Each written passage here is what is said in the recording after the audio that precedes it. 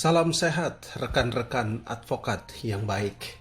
Selamat datang di program pencerahan hukum bersama saya Frederick J. Pinakunari. Saat ini kita akan mendiskusikan sebuah pertanyaan. Apakah warga negara berwenang mengajukan gugatan class action sehubungan dengan dugaan adanya kerugian negara?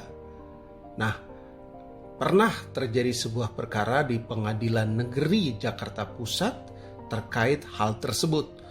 Oleh karena itu, melalui channel ini, saya akan membagikan tentang apa pendapat ahli mengenai topik yang akan kita diskusikan selanjutnya. Namun sebelumnya, saya ajak rekan-rekan sekalian untuk like, comment, share, dan juga subscribe channel YouTube kami. Nah, kita kembali kepada topik ya.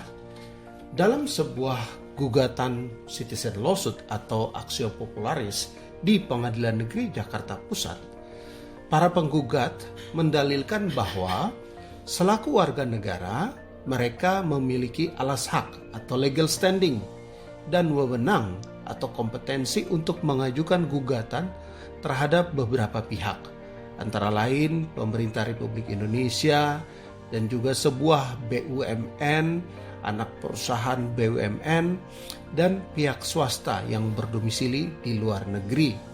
Nah, gugatan tersebut antara lain diajukan dengan alasan bahwa negara mengalami kerugian karena adanya dugaan perbuatan melawan hukum terkait perubahan komposisi pemegang saham pada anak perusahaan BUMN tersebut. Nah, oleh karena itu pihak tergugat menghadirkan seorang ahli yang memberikan keterangan dalam persidangan, yang pada prinsipnya ahli tersebut menjelaskan bahwa pengertian keuangan negara menurut Undang-Undang tentang Keuangan Negara adalah hak dan kewajiban yang dapat dinilai dengan uang dan segala sesuatu yang berkaitan dengan hak dan kewajiban tersebut yang dinyatakan sebagai milik negara. Nah, itu pendapat awal dari sang ahli tersebut. Kemudian beliau mengutip pasal 23 ayat 1 Undang-Undang Dasar 45 yang menyatakan wujud keuangan negara adalah di anggaran pendapatan dan belanja negara APBN, dan menurut pasal 44 ayat 1 dan penjelasannya dari Undang-Undang Nomor 19 Tahun 2003 tentang BUMN, kekayaan dan keuangan BUMN itu adalah kekayaan yang dipisahkan. Hal ini pun telah diperkuat dengan putusan Mahkamah Konstitusi Nomor 62 Tahun 2013 yang menyatakan bahwa BUMN betul tidak tunduk dan tidak menggunakan cara-cara kepemilikan langsung atau undang-undang APBN, tetapi menggunakan GCG.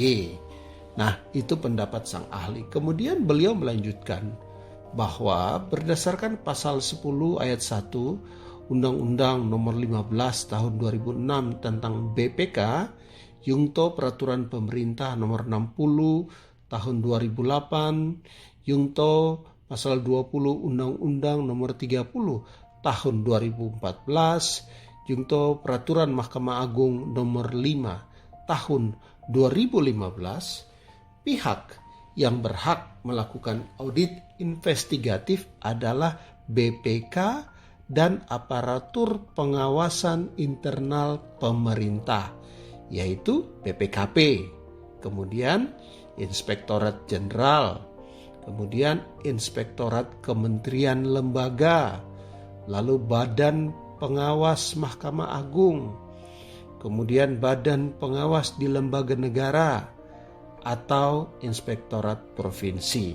Nah, jadi pihak atau lembaga swasta tidak memiliki kewenangan untuk menentukan ada atau tidak adanya kerugian negara. Oleh karena itu, jika ada lembaga atau pihak swasta yang melakukan hal itu, maka keabsahannya tidak dapat dipergunakan dalam proses pengambilan keputusan.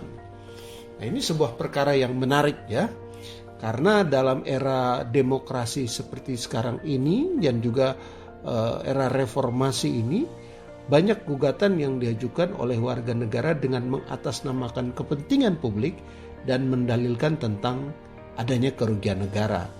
Oleh karena itu, kita perlu belajar dari ahli yang mendalami persoalan ini, sehingga argumen yang diajukan, perdebatan yang kita lakukan bersama, itu memiliki landasan akuntabilitas yang dapat dipertanggungjawabkan secara hukum.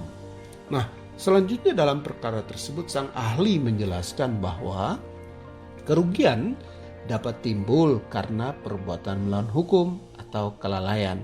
Sebagai contoh, dapat dianalogikan dengan pemberian subsidi. Dalam subsidi itu dapat dikatakan sebagai kerugian negara karena tidak ada keuntungan negara. Namun demikian, kerugian tersebut direalisasikan dalam Undang-Undang APBN dengan dasar negara bertanggung jawab memberikan haknya kepada masyarakat melalui pajak, sehingga seharusnya dikembalikan kepada masyarakat dalam bentuk infrastruktur. Tetapi kekurangan itu dimuat dan diberikan dasar hukum dalam APBN sehingga bukan merupakan kerugian negara. Jadi menarik ya kalau kita baca dan mendengarkan penjelasan dari sang ahli tersebut. Dia memberikan analogi tentang subsidi. Dan di situ dia jelaskan seperti yang tadi disampaikan bahwa dalam subsidi itu bisa dikatakan sebagai kerugian negara karena tidak ada keuntungan ketika negara memberikan subsidi. Namun demikian, kerugian itu kemudian direalisasikan dalam Undang-Undang APBN dan dengan dasar negara bertanggung jawab memberikan hak masyarakat melalui pajak gitu ya, sehingga seharusnya dikembalikan kepada masyarakat dalam bentuk infrastruktur. Nah, karena itu kekurangan itu dimuat dan diberikan dasar hukum dalam APBN, maka subsidi itu bukan merupakan kerugian negara. Oleh karena itu, menurut beliau, warga negara tidak memiliki wewenang untuk melakukan gugatan atas kerugian negara karena kewenangan tersebut telah diberikan kepada Menteri Keuangan dan Menteri BUMN sebagai wakil negara dalam keuangan negara. Nah, selanjutnya fungsi DPR adalah legislasi, anggaran, dan pengawasan. Adapun panitia khusus atau pansus yang merupakan bagian penyelidikan sangat bersifat politis dan tidak dapat dijadikan sebagai bukti adanya pelanggaran hukum atau pembuktian. Nah, selanjutnya sang ahli menjelaskan bahwa hal tersebut kalau masih dalam rapat di panitia khusus itu kan karena masih bersifat penyelidikan dan politis, maka hal tersebut belum sampai pada pemberian pendapat DPR.